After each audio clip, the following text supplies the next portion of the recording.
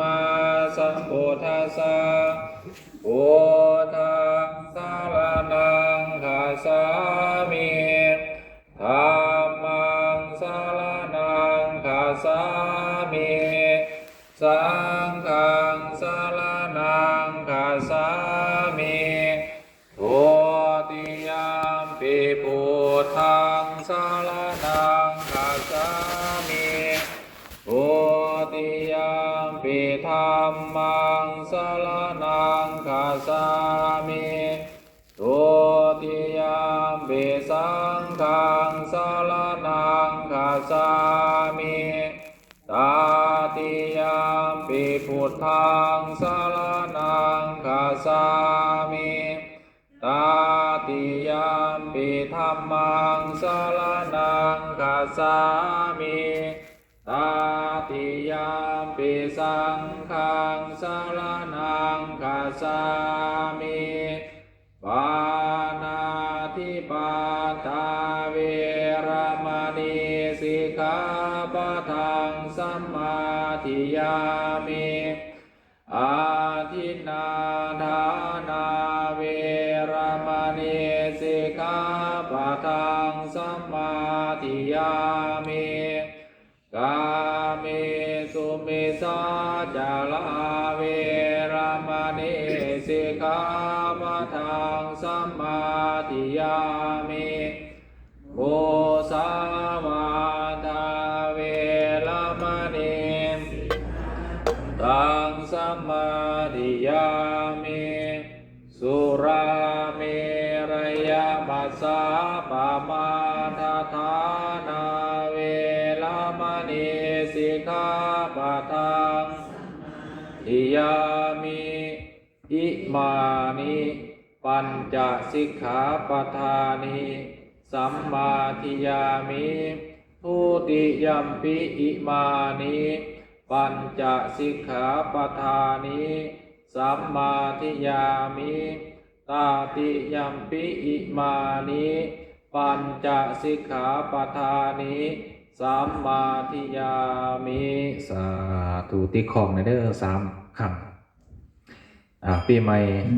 สิ่งที่ได้ก็ให้ได้ศีลกับบาตรเนาะต่อไปนิมนต์ทางญาถามจะได้โอลมต่อไปเนาะนิมนต์กันนะ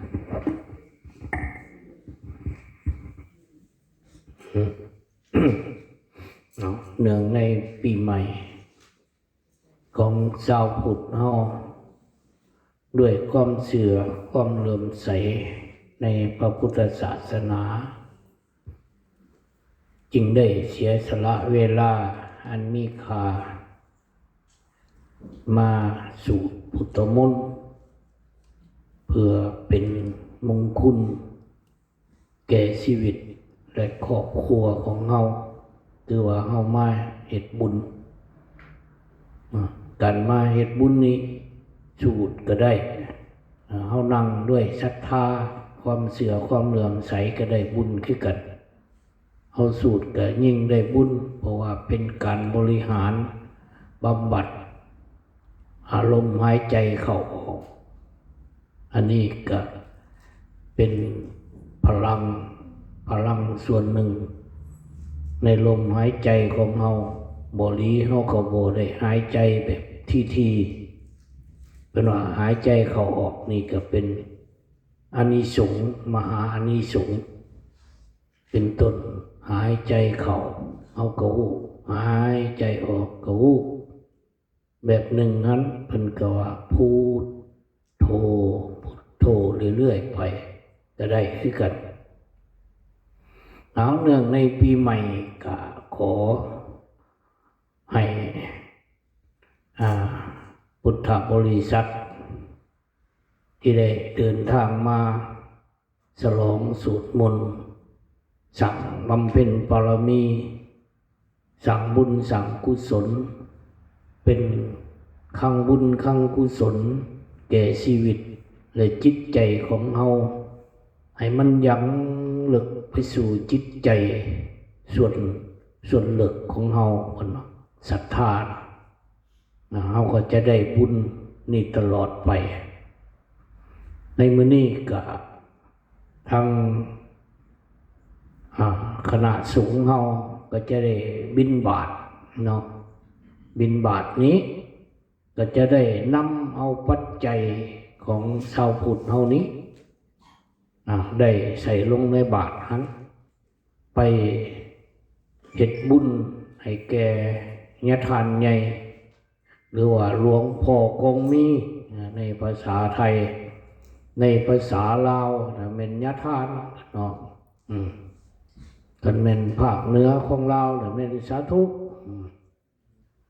อันนี้เป็นกะห้องเป็นพระผู้มหาเถระอาวุโสฉะนั้นค่ะขอเชิญเนาะทั้งเจ้าอาวาสเพิ่นสิไปบิณฑบาตกลับมาแล้วก็จะได้เอาน้ำมนต์ให้แต่ละคนตบหัวนิมนต์เลยเพื่อบ่เสียเวลา